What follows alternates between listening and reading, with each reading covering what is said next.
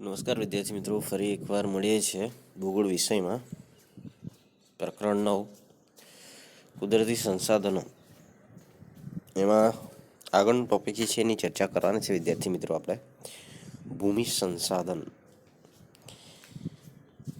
સંસાધન વિશે ચર્ચા કરીએ વિદ્યાર્થી મિત્રો. તો આદિકાળથી માનવી ભૂમિનો વિવિધ રીતે ઉપયોગ કરતો આવ્યો છે.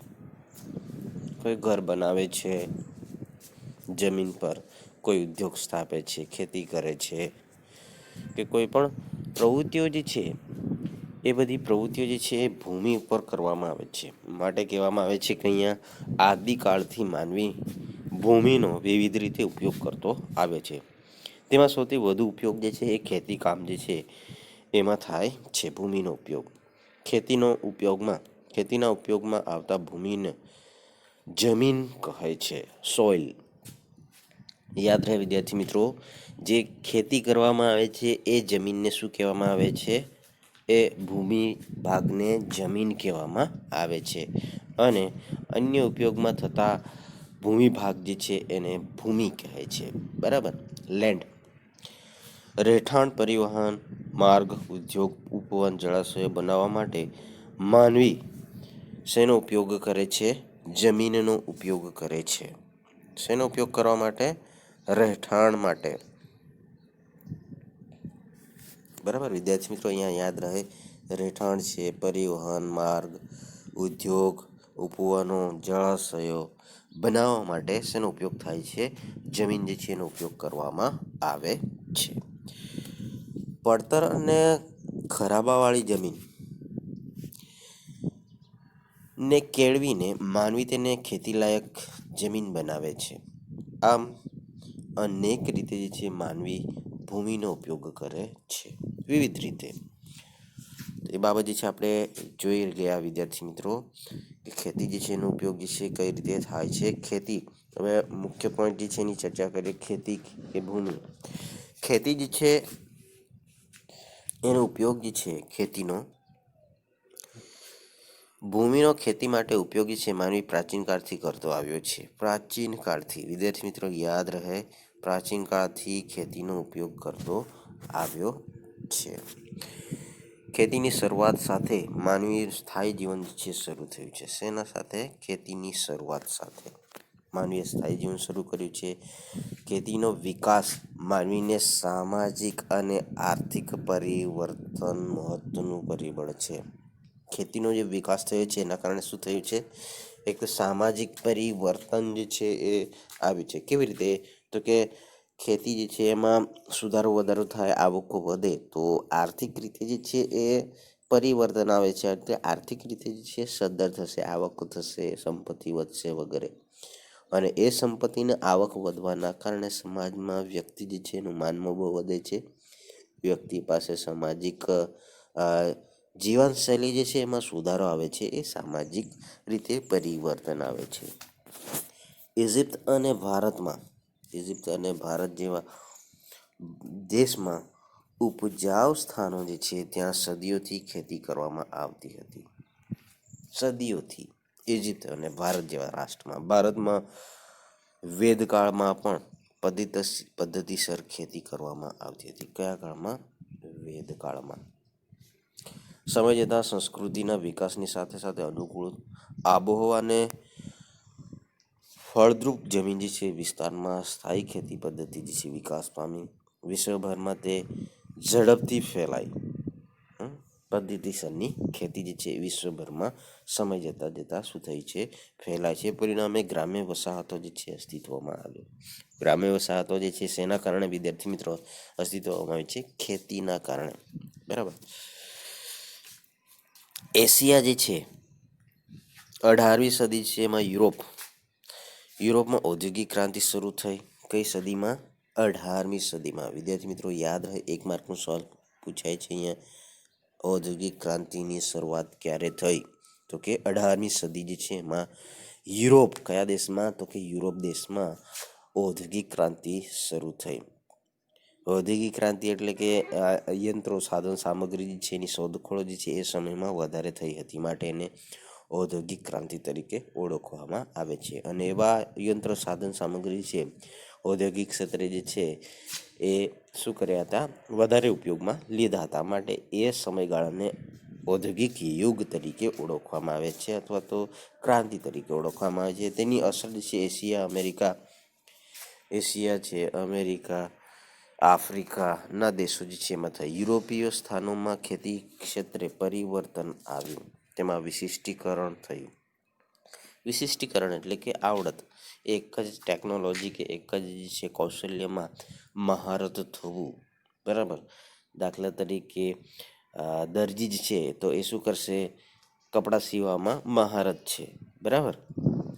મીઠાઈ બનાવવાવાળો મીઠાઈમાં જ મહારથી છે, દરજીને મીઠાઈ બનાવવા આપી દેશે તો એ થશે નહીં. તો એને વિશિષ્ટીકરણ કહેવાય, કે એનું કામ એને યોગ્ય રીતે આવડે છે.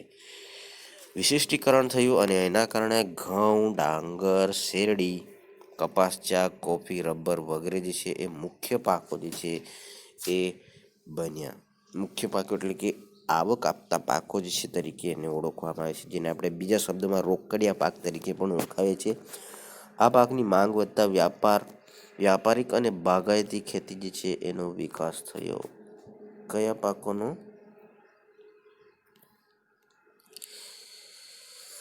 ચા, રબર, કોફી વગેરે, ડાંગર છે, શેરડી છે વગેરે છે. એના કારણે બાગાયતી ખેતી જે છે એનો વિકાસ જે છે થયો છે, બાગાયતી ખેતી.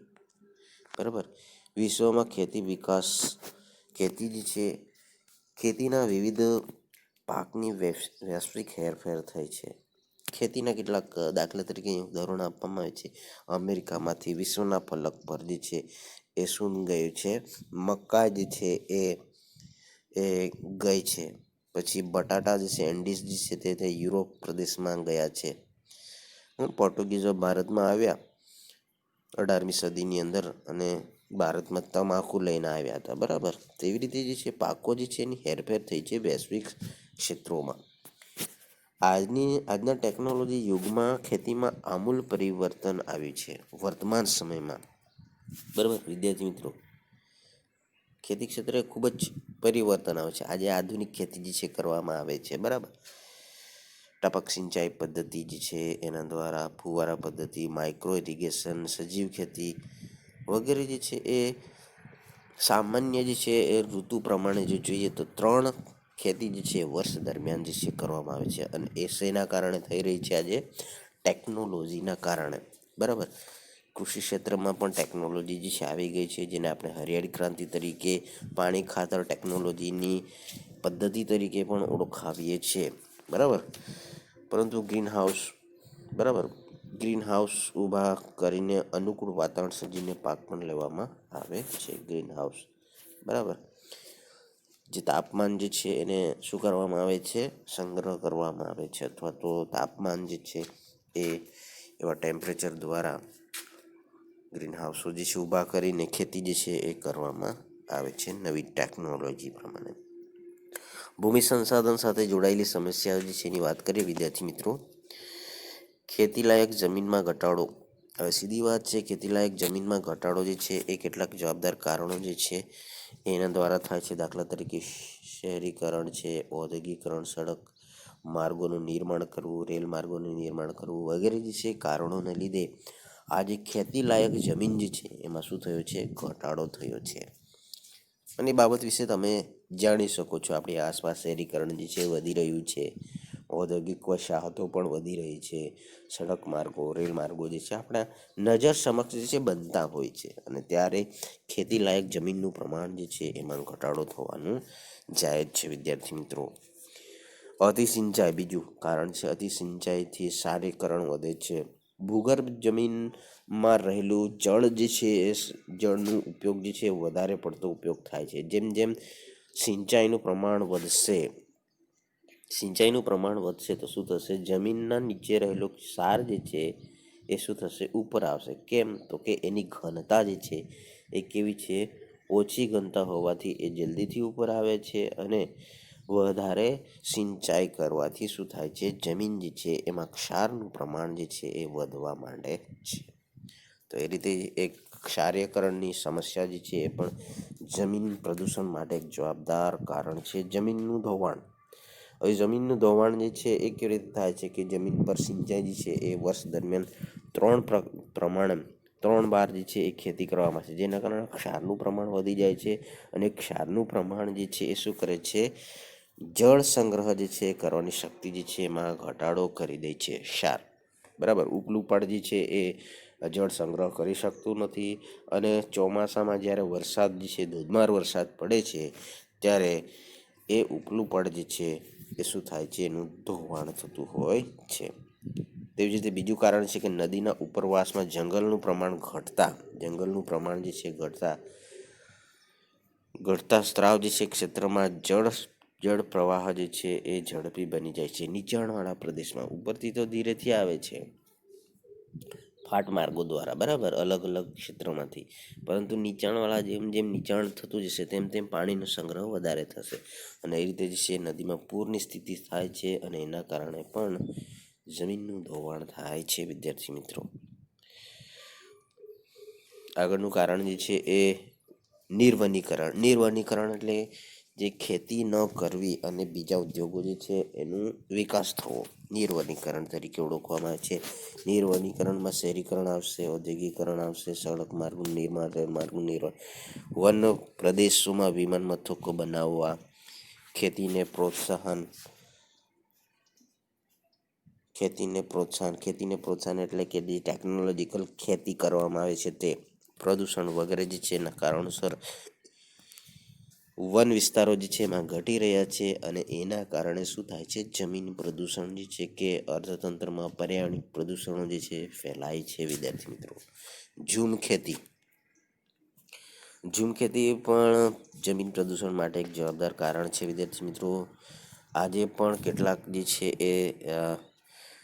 કેટલાક પ્રદેશોમાં ઝૂમ ખેતી થાય છે. ખાસ કરીને પૂર્વોત્તર રાજ્યો જે છે ત્યાં ઝૂમ ખેતી જે છે એ મોટે પાયે કરવામાં આવે છે. પૂર્વોત્તર રાજ્યો, બરાબર, પૂર્વોત્તર ભારતના જે પૂર્વ ભાગમાં અરુણાચલ પ્રદેશ છે કે આ બધા સિક્કિમ છે, આ સાઈડે જે છે એ ત્રિપુરા છે વગેરે જે છે રાજ્યો જે છે ત્યાં શું થાય છે, ઝૂમ ખેતી કરવામાં આવે છે. કે ખેતી જે છે જંગલ જે છે એને કાપીને શું કરવામાં આવે છે, એને ખેતી કરવામાં આવે છે અને એની ફળદ્રુપતા જ્યારે ઘટી જાય છે ત્યારે ફરીથી નવા વૃક્ષો કાપીને ફરી નવી જગ્યાએ જે છે એ ખેતી તૈયાર કરવામાં આવે છે ને ઝૂમ ખેતી કહેવામાં આવે છે.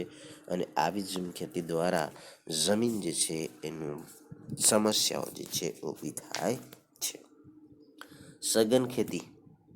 સઘન ખેતીની વાત કરીએ તો વિદ્યાર્થી મિત્રો, ખેતી માટે સિંચાઈ છે, મૂડીરોકાણ છે, આધુનિક યંત્રોની સગવડો છે, બરાબર, ત્યાર પછી 3 સિઝને પાક લેવા માટેના પ્રયત્નો છે, તો એ છે સઘન ખેતી, એને સઘન ખેતી કહેવાય.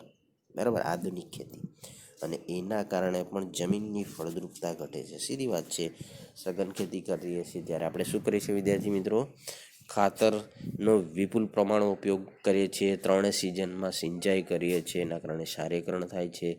ખાતર નાખવાથી પણ ઉત્પાદન જે છે ઘટે છે અને પ્રદૂષણ જે છે જમીન પ્રદૂષણ થાય છે. તેવી જ રીતે પેસ્ટિસાઇડ કે રાસાયણિક દવાઓ જે છે એનો છંટકાવ કરવાથી પણ ખેતી જે છે કે જમીન જે છે એનું પ્રદૂષણ થાય છે.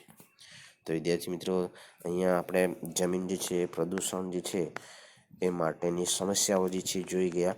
હવે એના ઉપાય જે છે એની ચર્ચા કરી લઈએ. વિદ્યાર્થી મિત્રો, ઉપાય જે છે એમાં જોઈએ તો કૃત્રિમ ખાતર જેવા યુરિયા કે એમોનિયમ ફોસ્ફેટ, DAP વગેરે છે કૃષિ ઉત્પાદકો વધારવા માટે ઉપયોગ કરવામાં થાય છે, પરંતુ લાંબા ગાળે જે છે એની ઉત્પાદકતા જે છે એમાં શું થાય છે, ઘટતી હોય છે. ત્યારે તો એનો આપણે ઉપયોગ કરી લઈશું આ બધા ખાતરોનો, પરંતુ લાંબા સમય પછી 10 વર્ષની વાત કરીએ તો એ એક લાંબો સમય થઈ જાય, ત્યારે શું થશે, જમીનમાં ઉત્પાદન જે છે એમાં ઘટાડો કરે છે. જેના કારણે આવા કેટલાક કીટનાશક એટલે કે દવા જે છે એનો ઉપયોગ જે છે શું કરવો જોઈએ, ઘટાડવો જોઈએ. જમીન પ્રદૂષણ જે છે ઘટાડવું હોય તો ઉપયોગ ઘટાડવો જોઈએ. ઉપાયમાં જોઈએ વિદ્યાર્થી મિત્રો, યાદ રહે, પહેલું જે છે ખેતીલાયક જમીનનો ઘટાડો અટકાવવા માટે જમીનનું નવસાધ્ય કરવામાં આવે. જમીનનું નવસાધ્ય નવસાધ્ય એટલે કે કેટલાક ઝાખરા જંગલ કે પડતર જમીનો જે છે હોય છે એને શું કરવું જોઈએ? નવસાધ્ય કરવામાં આવે છે. બરાબર, ટેકરા છે, ખાડા ટેકરા જે છે એમાં શું કરી લેવલ કરીને નવસાધ્ય કરવાથી જમીન જે છે ખેતીલાયક જમીનમાં વધારો કરી શકાય છે. ખરાબાની પડતર જમીનને કેળવીને એનું શું કરવું જોઈએ? ઉપયોગ કરવો જોઈએ, જેથી કરીને જમીન વિષયક જમીન જે છે એનું પ્રમાણ જે છે એમાં વધારો કરી શકાય. આ એક ઉપાય છે. આજે સિંચાઈનું આધુનિકરણ થઈ રહ્યું છે. વિદ્યાર્થી મિત્રો, આગળ આપણે ચર્ચા કરી ગયા ટપક પદ્ધતિ, ફુવારા, માઇક્રો ઇરિગેશન પદ્ધતિને અમલમાં આવી છે. અને કારણે આ પદ્ધતિનો ઉપયોગ સિંચાઈ માટે જે છે એ પાણીનો ઉપયોગ ઘટાડી જમીનનું ક્ષારીયકરણ જે છે એમને અટકાવી શકાય છે. આધુનિક ખેતીમાં આવી શકે એ કે આ પદ્ધતિ જે છે એ શું કરે છે? સિંચાઈનું પાણીનો ખૂબ જ ઓછો ઉપયોગ લે છે, જેના કારણે ક્ષારનું પ્રમાણ જે છે ઘટાડી શકાય છે અને તે જમીનનું પ્રદૂષણ જે છે ઘટી શકે છે. જમીનમાં ધોવાણાનું મુખ્ય કારણ જે છે એ વેગીલા પાણીના પ્રવાહ છે. આ પ્રવાહને વેગ ઘટાડવા માટે વનીકરણ જે છે કરવું જોઈએ અને આડબંધ જે છે એનો શ્રેષ્ઠ ઉપાય છે. આડબંધ કે ચેકબંધ જે છે વગેરે જે છે બાંધવા જોઈએ ઉપરવાસમાં, જેથી કરીને પાણી જે છે એનો ધસારો ઓછો થાય અને શું થાય? જમીનનું ધોવાણ જે છે અટકી શકે. તે જ રીતે વનીકરણ પણ કરવું જોઈએ, વૃક્ષારોપણ. બરાબર, તો એ બાબત જે છે એ એક ઉપાય છે. જંગલ વિસ્તારો જે છે એમાં ઘટી રહ્યા છે આજે, ત્યારે ઝૂમ ખેતી જે છે એને પણ શું કરવું જોઈએ? બંધ કરવા માટે પગલાં લેવા જોઈએ. બરાબર, જે જંગલ કાપીને ખેતી કરવામાં આવે છે તે. ઝૂમ ખેતીને બદલે બાગાયતી ખેતીને પ્રોત્સાહન આપવું જોઈએ. આ એક ઉપાય છે. લાસ્ટ ઉપાય જે છે એ કૃત્રિમ ખાતરનો ઉપયોગ અને કીટનાશકો જે છે એનો ઉપયોગ જે છે શું કરવો જોઈએ? ઘટાડવો જોઈએ, જેથી કરીને જમીનની ગુણવત્તા જે છે એને બગાડ જે છે અટકાવી શકાય. એને બદલે જે છે ગૌમૂત્ર છે, જૈવિક કીટનાશકો છે, બરાબર, અને કુદરતી કચરો તેમજ પશુઓના છાણમાંથી તૈયાર કરવામાં આવેલું ખાતર જે છે એનો ઉપયોગ કરવો જોઈએ. તો આ બધા ઉપાયો જે છે વિદ્યાર્થી મિત્રો, એના દ્વારા શું થઈ શકે છે? જમીન જે છે પ્રદૂષણ જે છે ઘટાડી શકાય છે, સમસ્યાઓ ઘટાડી શકાય છે. જમીન શું છે? એ કુદરતી સંસાધનો છે અને એ રીતે જે છે જમીનનો ઉપયોગ જે છે કરવાનો શ્રેષ્ઠ ઉપયોગ જે છે કરવો જરૂરી છે. નેક્સ્ટ ટોપિકમાં ખનિજ સંસાધનો વિશે ચર્ચા કરીશું વિદ્યાર્થી મિત્રો. ત્યાં સુધી આવજો.